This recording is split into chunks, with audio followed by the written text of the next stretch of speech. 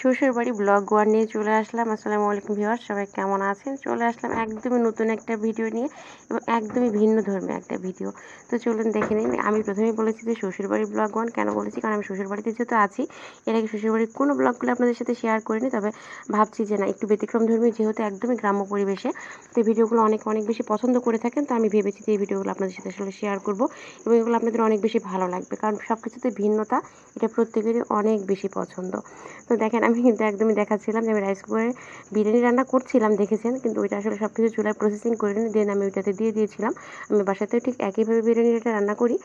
আর এখানে তারপর সজনে ডাঁটার তরকারি আমি আসলে বাসায় আসলে চুলাতেই রান্না করি। আর মাটির চুলায় রান্নাটা আসলে ভীষণ মজাদার হয়, খেতে তো অনেক বেশি ভালো লাগে। পার্সোনালি আমার নিজের কাছেও খুব ভালো লাগে। একদমই টাটকা টাটকা সজনে ডাঁটার মাছটা আজকে নিয়ে আসা হয়েছিল। মাছটা একদমই টাটকা ছিল, কালবাউস মাছ এগুলা। তো মাছের সাইজটা ছোট, নদীর মাছ ছিল। তো আমি কিন্তু আজকে সজনে ডাঁটা দিয়ে মাছগুলো রান্না করলাম। আর পাশাপাশি বিরিয়ানিটা করছিলাম, যে ইফতার করে প্রথমে বিরিয়ানিটা খাওয়ার জন্য, আর ভোর রাতের জন্য সেহরির জন্য আমি আসলে এই তরকারিটা রান্না করে রেখেছি। তো আপনারা আসলে কে কেমন পছন্দ করেন জানি না। আমার তো সজনে ডাঁটা ভীষণ পছন্দ, বিশেষ করে সজনে ডাঁটার যে পাতলা ঝোলটা থাকে, এর ঝোলের তরকারিটা আমি অনেক বেশি পছন্দ করি। তবে আম্মু কিন্তু স্পেশালি এটা একটা রেসিপি করে, সেটা হচ্ছে সরিষা বাটা দিয়ে সজনে ডাঁটা খেতেও কিন্তু বেশ ভালো লাগে। তো আমি আজকে কিন্তু আসলে মানে কাশ্মীর আব্বুর জন্য বিশেষ করে আম্মু দিয়ে দিয়েছিল যে সজনে ডাঁটা ও বেশি পছন্দ করে। আমি বাসায় এসে বেশ কয়েকদিন খেয়েছি, আম্মু রান্না করেছিল, তো নিয়ে এসেছিলাম এটা। তো আমি এটাই রান্না করলাম আজকে, যেহেতু টাটকা টাটকা সব কিছু খেতে অনেক বেশি মজা লাগে। এদিকে তো সে আসলে আমি রান্না করছি পাশে বসেই ছিল, আমাকে অনেকটা হেল্প করছিল, যা যা লাগবে এসে। তো আমি তাকেও একটু ভাবলাম যে তাকে একটু ভিডিওতে ক্যাপচার করে নিই, তাকে একটু দেখিয়ে দিই। আমি যেহেতু রান্না করতেছি, দেখতে পাচ্ছেন পাশে সে চেয়ার নিয়ে বসে আছে। তো এই তো আমি একদমই খোলামেলা পরিবেশে রান্না করছি চুলায়। এর মাঝে কিন্তু আবার হচ্ছে আমার, আপনারা কখনো খেয়েছেন কিনা জানি না, শরবতে লেবুর পাতা দিয়ে খেতে কিন্তু আমার কাছে বেশ ভালো লাগে, খুব সুন্দর একটা ঘ্রাণ বের হয়।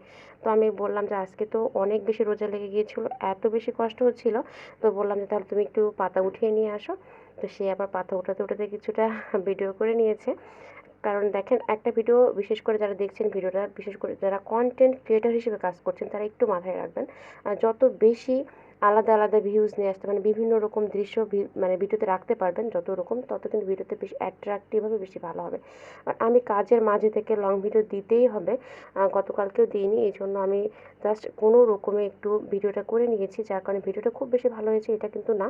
তবে ছোটোখাটো কিছু বিষয়গুলো জাস্ট মানে রান্না প্রায় শেষের দিক থেকে দেখছেন যে ভিডিও করছিলাম, মানে আমার মোটামুটি রান্না হয়ে গিয়েছিল, বাট এই তরকারি রান্নাটা বাকি ছিল, সেই সময় থেকে কিন্তু ভিডিওটা করছিলাম। তো যেহেতু আমার রান্না শেষ করার পরে ভাবলাম যে আসলে ভিডিওটা তো অন্তত 3 থেকে 4 মিনিট হওয়া দরকার, তাই না? তো ওইটা রান্নার জিনিসটা বারবার 3-4 মিনিট দেখালে আমার নিজের কাছে কেমন মনে হচ্ছে, না এটা আমি কেন এবার 3-4 মিনিট দেখাবো, না দেখি একটু ভিন্ন কিছু দেখাই। তো চলে গেলাম একদম বাড়ির বাইরে। গিয়ে দেখেন সন্ধ্যা যেহেতু একটু অন্ধকার, এই জন্যই দেখতে পাচ্ছেন বেশ, যেহেতু মানে ইফতারের আগে, মানে কি বলবো, বেশ কিছু সময় আগে, খুব বেশি আগে না। তো যার কারণে মোটামুটি অন্ধকার, আর গাছপালার জন্য মনে একটু বেশি অন্ধকার দেখা যাচ্ছে। তারপর 5:30টার পর তো, যার কারণে মোটামুটি একটু অন্ধকার হয়ে গিয়েছিল। তো এটা হচ্ছে আমাদের বাড়ির সামনে, দেখেন আমাদের বাড়ির সামনে কতগুলো পাতা। আমার শাশুড়ি এতগুলো পাতা কিন্তু ঝাড়ু দিয়ে রেখে দিচ্ছে। বাসায় কত খড়ি, কত পাতা, শুধু খড়ি পাতা এগুলাই না, আসলে বাসায় আলহামদুলিল্লাহ সব কিছুই আছে অনেক বেশি। বাট আমরা যেহেতু বাসা থেকে বাইরে থাকি, যার কারণে আর অনেক বেশি দূরে, শুধু বাইরে থাকি এরকমটাও না, দূরত্ব এত বেশি, যার কারণে চাইলেও কিন্তু কেউ যে যাবে, বা বিশেষ করে বাসায় কেউ বলতে গেলে আমার শ্বশুর শাশুড়ি ছাড়া তো আর কেউ থাকেই না। তো আমার শ্বশুর কিন্তু যখন রাজশাহীতে থাকতাম, আমাদের বাসায় যাইতো যে কোনো কিছু নিয়ে, কিন্তু অনেক বেশি দূরে, যার কারণে কিন্তু সেও যাইতে পারে না, কারণ জার্নি করতে তার অনেক বেশি কষ্ট হয়ে যায়। তো আসলে বাসায় আলহামদুলিল্লাহ এই যেগুলো দেখতে পাচ্ছেন, এগুলো সবই আমাদের গাছ, এবং বাড়ির আশেপাশে আরও অনেক জায়গা আছে।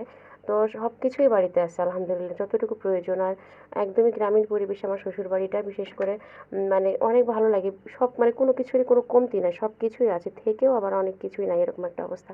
এই জন্যই যে আমরা দূরে থাকি, তো যার কারণে বাসায় অনেক কিছু থাকার পরেও আমরা কিছুই সেভাবে আসলে পাই না। তো ভিডিওটা কেমন লাগলো জানাবেন। আমি কিন্তু পার্ট 2 নিয়ে আবারও চলে আসবো, আপনাদের কমেন্টসের অপেক্ষায় থাকলাম। আল্লাহ হাফেজ।